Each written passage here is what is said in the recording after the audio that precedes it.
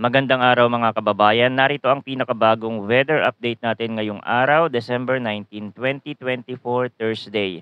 Alamin natin ang detalye kay Bagyong Kirubin na ngayon ay isa ng low pressure area. Ngunit patuloy pa rin itong nagdadala ng malalakas na pag-ulan sa ilang bahagi ng bansa. Kasama rin sa mga dapat tutukan ang epekto ng shear line at northeast monsoon. Para naman lagi kang updated sa lagay ng panahon, i-click mo lang ang subscribe button. Sa kasalukuyan, ang sentro ni Kerubin ay namataan sa layong 245 kilometers sa silangan ng Surigao City. Bukod sa LPA, ang shear line ay nakakaapekto din sa silangang bahagi ng Southern Luzon, habang ang northeast monsoon naman o amihan ang nakakaapekto sa natitirang bahagi ng Luzon. At ito ang magiging lagay ng panahon natin sa iba't ibang rehiyon. Sa Eastern Visayas at Caraga, magiging maulap ang kalangitan na may kalat-kalat na pag-ulan at thunderstorm dulot ng LPA. Possible ang flash floods o landslides dulot ng katamtaman hanggang sa malalakas at matitinding buhos ng ulan. Sa natitirang bahagi ng Visayas at Mindanao, maulap ang kalangitan na may kalat-kalat na pag-ulan at thunderstorm dulot ng trough ng LPA. Sa Bicol Region at Quezon, makakaranas din ng maulap na kalangitan na may kalat-kalat na pag-ulan at thunderstorm dulot ng shear line. Ang malalakas na ulan ay maaaring magdulot ng flash floods o landslides lalo na sa mga mabababang lugar. Sa Cagayan Valley, Cordillera Administrative Region, Aurora, Oriental Mindoro, Marinduque at Romblon, magiging maulap din ang kalangitan na may mga mahihinang pag-ulan dulot ng amihan. Sa Metro Manila at natitirang bahagi ng Luzon, asahan ang bahagyang maulap hanggang maulap na kalangitan na may isolated light rains dulot ng amihan. Walang inaasahang malaking epekto sa panahon. At dahil nga naging low pressure area na itong si Kirubin, akala ng iba dahil humina na ay nalusaw na ito. Hindi pa siya nalusaw, bumaba lang yung lakas ng hangin niya kasi nga nasa low pressure area pa din. At dito sa mga weather forecast model na ginagamit natin, kahit low pressure area lang yan,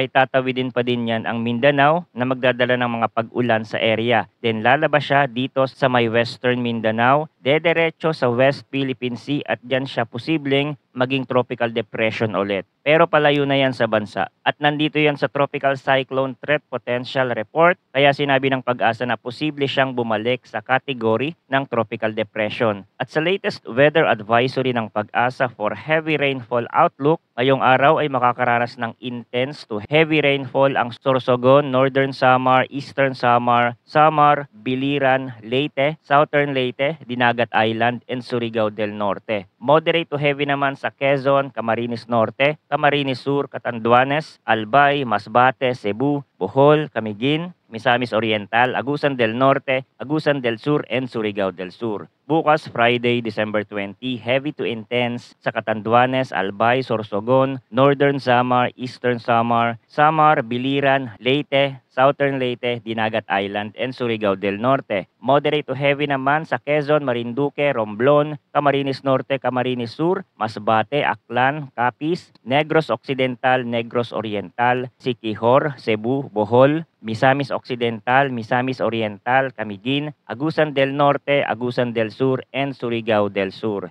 Sa Saturday, December 21, heavy to intense sa Quezon, Camarines Norte, Camarines Sur, Oriental Mindoro, Marinduque, and Palawan. At moderate to heavy naman sa Laguna, Batangas, Occidental Mindoro, Romblon, Catanduanes, Albay, Sorsogon, Masbate, Antique, Aklan, Capiz, Iloilo, Northern Samar, Eastern Samar, and Samar. Mas mataas ang posibilidad ng pagbaha at landslide sa mga bulubunduking lugar at mabababang lugar. Maaaring mas lumala ang epekto kung may significant antecedent rainfall o naunang pagbaha sa inyong lugar. Ang panahon ay mabilis magbago, kaya't manatiling updated sa mga susunod na ulat mula dito sa channel para sa pinakabagong balita tungkol sa lagay ng panahon. Salamat sa inyong pagtutok at manatiling ligtas.